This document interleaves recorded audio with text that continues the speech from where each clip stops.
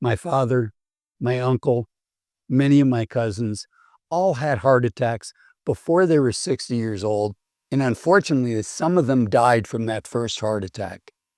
I'm 61 years old. So here's what I've learned from this. I've given it a lot of thought. And as a retirement advisor for over 20 years, weaving that in, I want to share my thoughts in case some of it resonates with you and helps you make decisions that are right for you. And the first one is, you know what? As much as we all focus on building our net worth and making sure we have enough money for a secure retirement, our health is much more important than our wealth. And as much time as we put into saving that money and doing what we can and thinking about investing it the right way and tax efficiently, as much time as we put into that, you know what? We should put at least a fraction of that, or maybe even as much time as that, into our health, doing what we can to eat healthy, to go to the gym. I'm not a physician. Talk to your doctor before you start any exercise, but doing what we can to stay healthy. And that means both investing the time, the money, the effort, the mind share of doing it. And none of us are going to be perfect, but we do what we can. And frankly, my secret my secret weapon when it comes to my health and not feeling like I'm 61 years old is yoga. So I run a 5K a couple times a week. I lift weights, just keep my muscle mass from decreasing, and I do yoga. So that's the first one. The second one is that knowledge is power. And what I mean by this is, understanding what your health issues are. For me, I have to be careful of cardiovascular issues.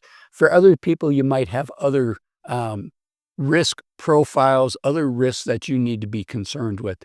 The thing with cardiovascular is there's a really important test that has gotten super inexpensive.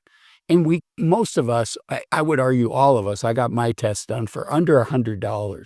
All of us can afford to have this test done so we kind of know where we're at. Again, I'm not a physician, but the test that they gave my father after his first heart attack was called a calcium score test.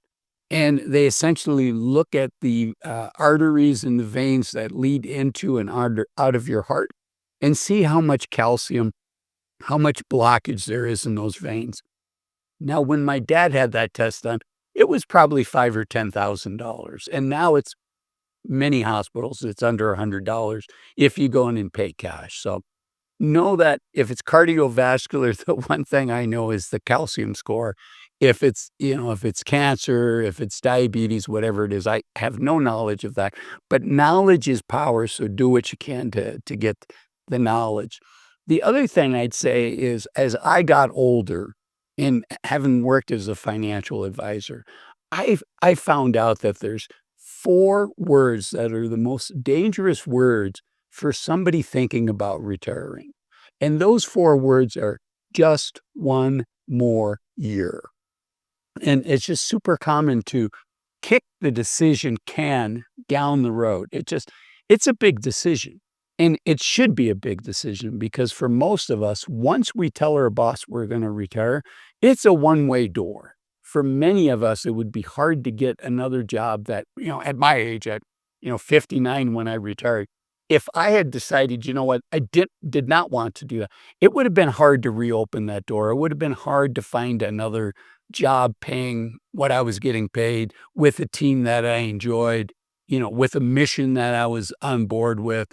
So it should be a good decision, but be careful because it's super easy to just one more year yourself through 3, 4, 5 years. And before you know it, you have given up what I call the youth of your senior years, which is really, from your mid-50s until the time that we lose our health.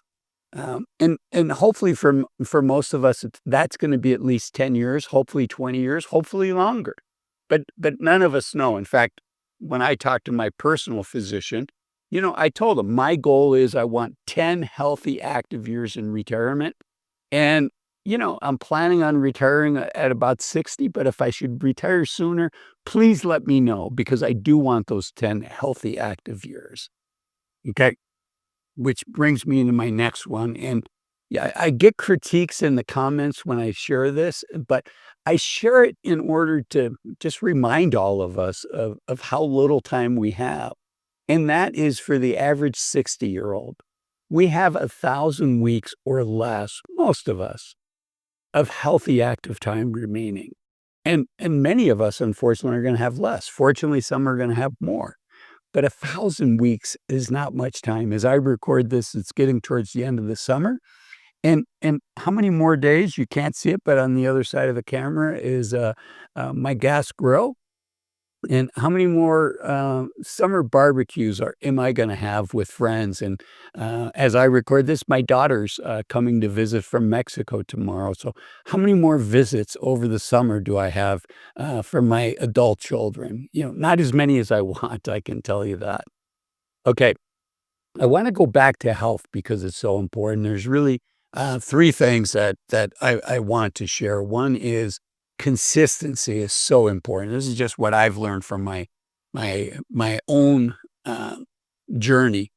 Consistency is important. The kitchen's every bit as important as the gym. And I said it earlier, yoga is my secret weapon. It just keeps me from feeling like I'm 61 years old. But, in general, do something to keep your heart as healthy as you can. Do something to keep your muscle loss from decreasing. And do something to keep your flexibility and your joints as healthy as we can. Okay, the next thing I want to talk about is just enjoying the journey. Yes, many of us are looking forward to retirement, but unfortunately, some of us aren't going to make it to retirement, and that's just the reality. So there's a book called that actually I was going to write a book like this that talks about enjoying the journey. It's one of the two big takeaways that I had working as a financial advisor. The first one is many people wait too long to retire. And the second one is a lot of people sacrifice unnecessarily and put off doing things that would give them a lot of joy in order to provide for their future self, to save money. But you know what? We're only in our 20s once. We can only do that backpacking trip with our buddies through Europe. There's probably one period of time that we can do that, and that is likely in our 20s. And, in our 30s and 40s, there's other things that we can only do. Traveling with your kids to different locations, maybe inside the United States, outside the United States.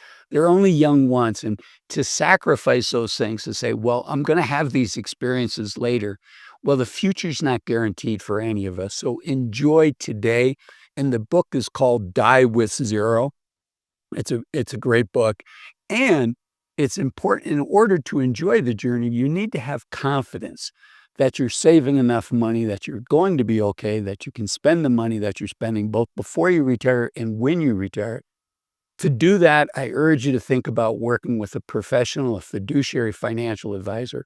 If you're not going to do that, there's software that's designed for people like you and I um, that can help us um, come up with the best financial plan that we can as opposed to using Excel or Google Sheets. The software that I like is called Bolden.